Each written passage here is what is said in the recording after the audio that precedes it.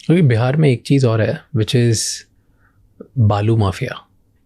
वो कैसे ऑपरेट होता है? रेत माफिया जिसको बोलते हैं. It's estimated to be around 15,000 crores a year business. Illegal रेती की खदानों से लोग पैसे निकालते हैं और उसकी वजह से बहुत सारे मर्डर्स भी होते हैं, बहुत सारी किलिंग्स भी होती है, बहुत चीज़ें होती है. वो what is this whole mafia?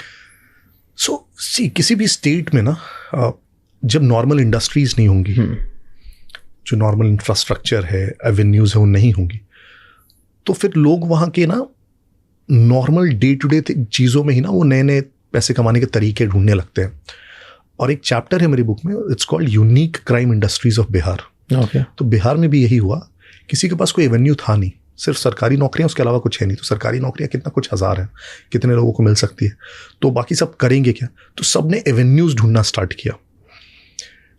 और आप देखेंगे बहुत interesting. So Biharis are very hard working people, extremely entrepreneurial I would say. And in fact you would see, आप देश में कहीं भी चले जाएंगे, वेरी शार्प पीपल.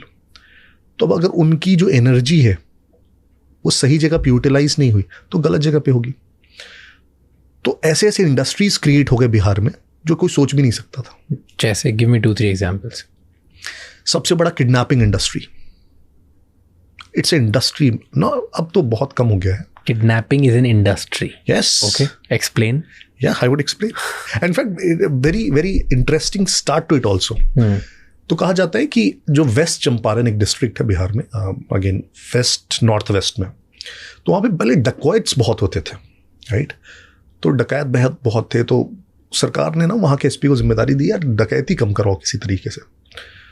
तो उसने, जो वहाँ का एसपी था ना, उसने सारे डकैतों को बुलाया एक जगह और बोला कि यार देखो, तुम जो ये डकैती करते हो ना, इसमें बहुत रिस्क है. एक तो तुम यहाँ जंगलों में छुप के रहना पड़ता है, डकैती करते हो, इनकाउंटर में मारे जाने का डर है, पकड़े जाने का डर है. फिर इसका पकड़ने जाने के बाद पनिशमेंट भी बहुत सीवियर है, जेल टर्म भी बहुत है. तो ये डकैती छोड़ो, किडनैपिंग करो, आराम से किडनैप करो, पैसा लो, छोड़ दो यार, उसमें रिस्क भी कम है तुम्हारा, और जिसके पास पैसा वो दे भी देगा. This is a story, this is general, इसको कहा जाता है start of kidnapping industry in Bihar. ये स्टोरी ऐसी बस सुनी सुनाई कहानी है सबके लिए? आई वुड से क्रेडिटेबल. ओके, मल्टीपल सोर्सेज हैं इसके. ओके, तो क्रेडिटेबल. वहाँ के एसपी ने बोला कि तुम किडनैपिंग करो, डकैती खत्म करो. ओके, तो किडनैपिंग की शुरुआत यहाँ से हुई एज अ ब्रॉडर. तो लोगों ने डकैती छोड़ के किडनैपिंग की शुरुआत की. तो पहले तो उस रीजन में किडनैपिंग ज़्यादा होने लगी क्योंकि मल्टीपल रीजंस थे. कि एक तो वहाँ का जो टेरेन था वो बहुत डिफिकल्ट था, जंगल और नदी, ये सब. तो भागना आसान है, छुपाना आसान है. प्लस नेपाल बॉर्डर एक तरफ यूपी बॉर्डर है, तो बॉर्डर छोड़ के भागना आसान है. बाद में फिर ये सब कंसिडरेशंस भी हट गया. जब धीरे धीरे बड़ी होने लगी तो सब जगह होने लगी. और आप देखेंगे कि किडनैपिंग के जो नंबर्स बिहार 1990 से 2005 तक में, and this is something I have seen personally, लोगों ने अपने नाम में सरनेम्स लगाना छोड़ दिए ताकि वो आइडेंटिफाई नहीं हो पाए कि वो किस कास्ट से आते हैं. अपर कास्ट से हैं तो जनरली वो फिर बच्चों के नाम के आगे वो, आप देखेंगे जनरली बिहार के जो नाम होते हैं, तो जैसे अगर अक्षय है तो अक्षय अर्नव, मतलब सरनव का कोई मीनिंग नहीं, वो भी एक नाम ही हो जाएगा. सुमन सौरभ या कुमार, बच्चों के टाइटल्स लगाना छोड़ दिए. जनरल शर्मा तिवारी, सिंह, वो नहीं लगाते थे. इसी प्रकार डॉक्टर्स आप बिहार में 1990 में 6 बजे के बाद घर से बाहर निकल के दिखा दे तो मान जाए. लोग अपने अपने घरों में ग्रिल लगा के रखते थे और 6 बजे के बाद ग्रिल में ताला लगा के घर के अंदर बैठ जाते थे. आप अगर 6 बजे के बाद बाहर निकल रहे हैं तो आपकी गलती है. फिर किडनैपिंग हुआ, ये हुआ तो वो कोई और थोड़ी जिम्मेदार है आपके लिए. क्या आप निकले, आपको किडनैपिंग हो गई, किडनैपिंग हुई, मर्डर हुआ, जो भी हुआ. And this is not something जो मैं एग्जैजरेट करूंगा या इंस्टेंसेस बता रहा हूँ, एक दो नहीं, generally 99% this was the case.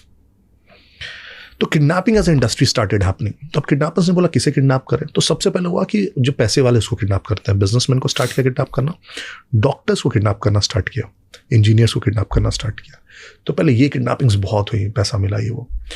फिर सबने कहा यार ये वाले थोड़े बड़े हैं, हल्ला भी हो जाता है, रेजिस्टेंस भी होता है, बच्चों को किडनैप करते हैं. बच्चों को किडनैप करेंगे तो उनके माँ बाप पैसा तो दे ही देंगे, ममता इतनी आएगी, किडनैप करना भी आसान होता है.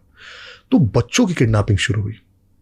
और आप देखेंगे 90 से 2005 तक के दशक में इतने बच्चों की किडनैपिंग हुई, इतने ज़्यादा स्कूली बच्चों की, लोगों ने अपने बच्चों को बाहर पढ़ने के लिए भेज दिया। वो पटना से रांची भेज देते थे, Ranchi was slightly safer as a place.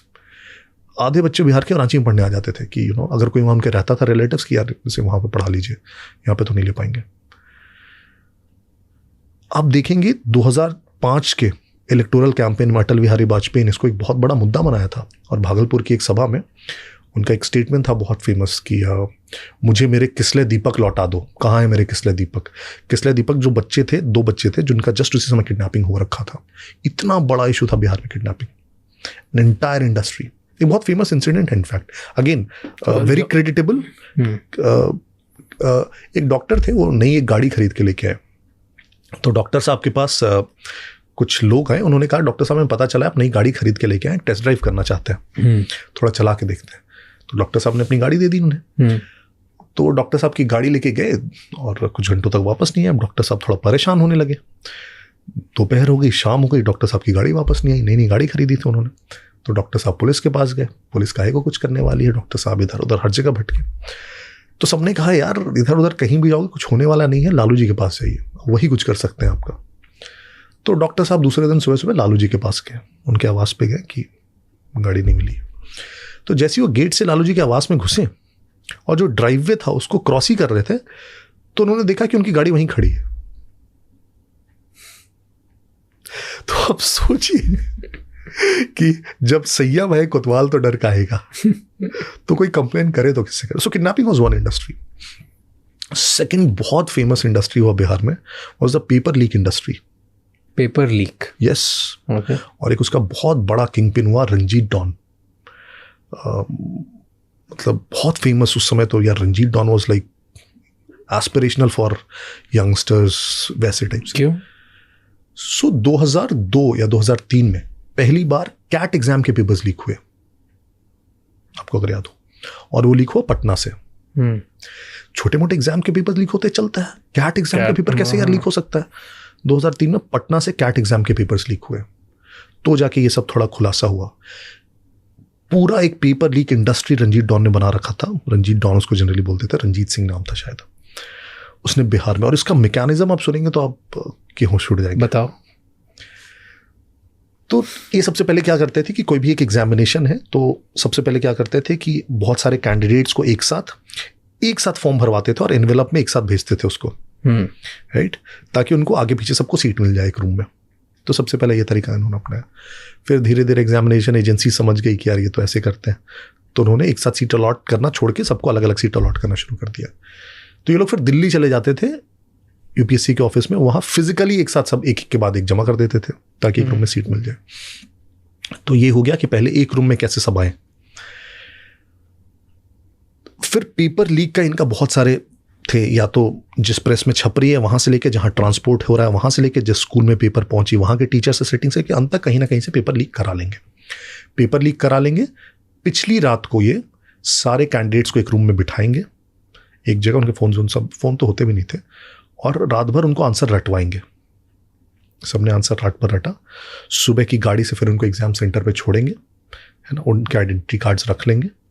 फिर उन्होंने एक रूम में सबने बैठ के चोरी करनी है, एग्ज़ाम देना है, फिर वापस आ जाना है, और एडवांस में पैसा ले लिया जाता था। इसमें फिर इन्होंने और एक इनोवेशन क्या किया, एक इंजन बोगी सिस्टम बनाया।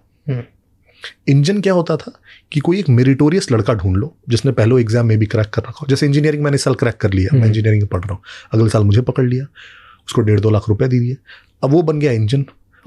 उसने भी फॉर्म भर दिया, उसके पीछे एक बोगी बना दिया, अब वो पेपर सॉल्व करेगा, पीछे देगा और पीछे वाले सब पास करेंगे। तो इंजन बोगी सिस्टम बन गया, और इतना शार्प वो पूरा सिस्टम था। इनफैक्ट तो रंजीत की खुद की स्टोरी बहुत इंटरेस्टिंग है। उसने पहले अपना 10th का एग्जाम 2 बार दिया। तो बिहार में यूजुअली क्या हुआ करता था, 10th के एग्जाम लोग मल्टीपल बार देते थे एज कम करने के लिए। तो पहले बर्थ सर्टिफिकेट्स नहीं होते थे, राइट, तो 10th का जो सर्टिफिकेट है उसे एज का सर्टिफिकेट मान लिया जाता था। तो कोई जैसे एक बार 10th दे दिया उसने, फिर 30 साल का हो गया और तो उसकी नौकरी की उम्र जा रही है, तो उसने कहा फिर से मैं 10th का देता हूँ। तो फिर से 10th दे दिया, पहला वाला सर्टिफिकेट फाड़ के फेंक दिया, अब उसका फिर से हो गया 18 साल उम्र। तो रंजीत ने 2 बार 10th दिया, फिर 2 बार उसने 12th भी किया, एक बार आर्ट्स से किया, फिर बोला कि साइंस से करना है, मुझे डॉक्टर बनना है, उसे अचानक से जब उसने देखा पूरा सिस्टम मैं ही चला रहा हूँ तो मैं भी डॉक्टर बन सकता हूँ, फिर उसने साइंस से 12 दिया, फिर उसने इसी सिस्टम के भरोसे दरभंगा मेडिकल कॉलेज में एडमिशन ले लिया, अंडरस्टैंड, और 6 साल बाद वो फिर डॉक्टर ही बन गया, तो डॉक्टर रंजीत डॉन बन गया, right. Many interesting anecdotes, but ये जब 2003 का कैट का पेपर लीक हुआ, उसके बाद जब बहुत ज़्यादा फिर खोजबीन होने लगी, जांच होने लगी, तब पता चला कि इतना ये भयंकर सिस्टम है। And this was considered to be, and this is quoted in my book, 100 crore की इंडस्ट्री बिहार में। तो रंजीत डॉन 100 करोड़ घुमा रहा था based on just paper leak. Just paper leaks. तो अल्कोहल बैन बोलते हैं, बिहार में अल्कोहल बैन है लेकिन खुली मिलती है, सबको पता है। तो कैसे चलता है वो? अब तो चीफ मिनिस्टर्स भी चेंज हो गए, लालू यादव की सरकार भी नहीं है। नहीं, it is a policy flaw. Ban कभी काम नहीं कर सकता, इकोनॉमिकली वो काम नहीं कर सकता। It's as simple as policy making. सबसे लेमैन भी समझता है कि बैन्स नेवर वर्क। इकोनॉमिक्स में व्हाट हैपेंस कि जब भी आप कोई चीज़ को बैन करते हैं तो उसका आप सप्लाई कम करते हैं, तो सिंपली उसकी प्राइस को इंक्रीज करते हैं आप, उसका कंजम्पशन कभी आप लो नहीं कर पाइएगा। This happens with everything. तो आपने बैन तो कर दिया, कंजम्पशन तो लो होना नहीं है, तो कंजम्पशन लो होगा नहीं तो एक तो नकली शराब बनेगी जो गाँव बनने शुरू हो गए, उस नकली शराब को पहुंचाने वाले नए लोग बनेंगे। अब गांव में जो लड़के बचे हैं थोड़े बहुत, जो बाहर नहीं गए काम करने, उनके पास कोई काम है नहीं, वो देखते हैं इजी मनी इसमें, तो शराब की बोतलें इधर से उधर पहुंचा रहे हैं। पुलिस जिसका काम क्राइम रोकना होता है, क्राइम को पकड़ना होता है, वो आधे दिन इसी में परेशान है कि कौन शराब ले जा रहा है, कौन शराब पी रहा है, राइट। तो पूरा एक जनरेशन, एक तो यूथ का आपने शराब बनाने पहुंचाने में बर्बाद किया, पूरा एक massive machinery of police and resources जो बहुत इंपॉर्टेंट और दूसरे काम कर सकती है, उसको आपने शराब की बोतलें पकड़वाने और ये करवाने में इंगेज कर दिया है। और आप इनको पकड़ भी लेते हैं, इतने सारे पकड़े भी जाते हैं, शराब ले जाते आते हैं, जेल में रखते हैं, महीने भर बाद उसको छोड़ देते हैं। कितनों को आप जेल में रखेंगे, कब तक आप रखेंगे जेल में? सरकार का काम ये थोड़ी है कि जेल भर भर के रखें शराब पीने वाले लोगों से। दुनिया का सबसे बड़ा क्राइम यही थोड़ी है कि उसने शराब पी ली थी, पहले उसे तो पकड़िए जो क्राइम कर रहा है बिहार में। तो मेरे ख्याल से पॉलिसी फ्लॉ बहुत बड़ा है, and Nitish Kumar also realises this. ऐसा नहीं है कि he doesn't realise, the fact is उन्होंने खुद इतना बढ़ा चढ़ा के इसको इम्प्लीमेंट किया और इसके इतने फायदे बताए, तो अब इसको वापस वो कैसे ले? तो ही स्टक। अगर ऐसे और भी बहुत इंसाइटफुल शॉर्ट्स और क्लिप्स देखनी है तो इस चैनल को सब्सक्राइब कर लो।